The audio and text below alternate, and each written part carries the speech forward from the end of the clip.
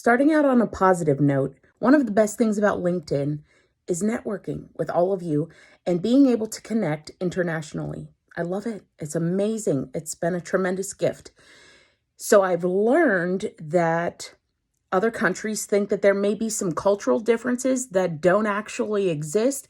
And that's where what I do comes into play. So I had an interesting conversation, and someone in the UK mentioned an instructor, a virtual facilitator who didn't have their camera on for an entire training presentation.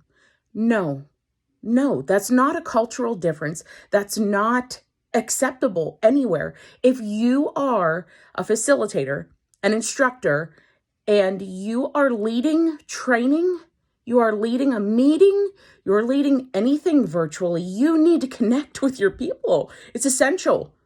Anything that you can do to connect, you should be doing. Making eye contact, at least virtually, giving that simulated feel, you have to do that.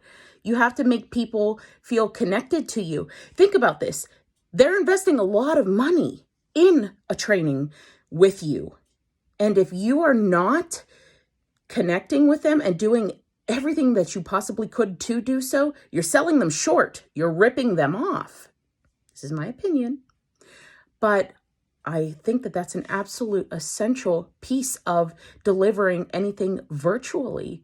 You have to be connected. You have to have your camera on. There are things that you can do. And here's where I think what I do comes into play. A lot of times I see the facilitators and trainers have a basic knowledge of the platform essential to their role. Perfect. That's fine. Load your slides, advance them, mute and unmute.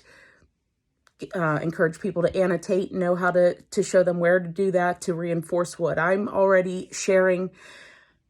But having a producer on the line to encourage engagement and any technical knowledge that's lacking, I think that is completely essential, because you may have not known that there's a feature where you can do things to still have your video on, but cut off everybody else's and still maintain your bandwidth. Maybe you're having bandwidth issues and that's why you turned your camera off. Okay, understandable. But there are things that you can do, ways around that.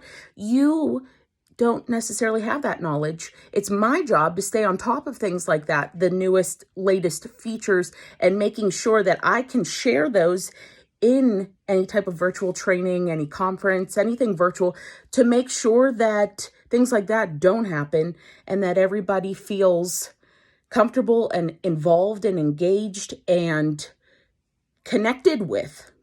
Really, really important things here.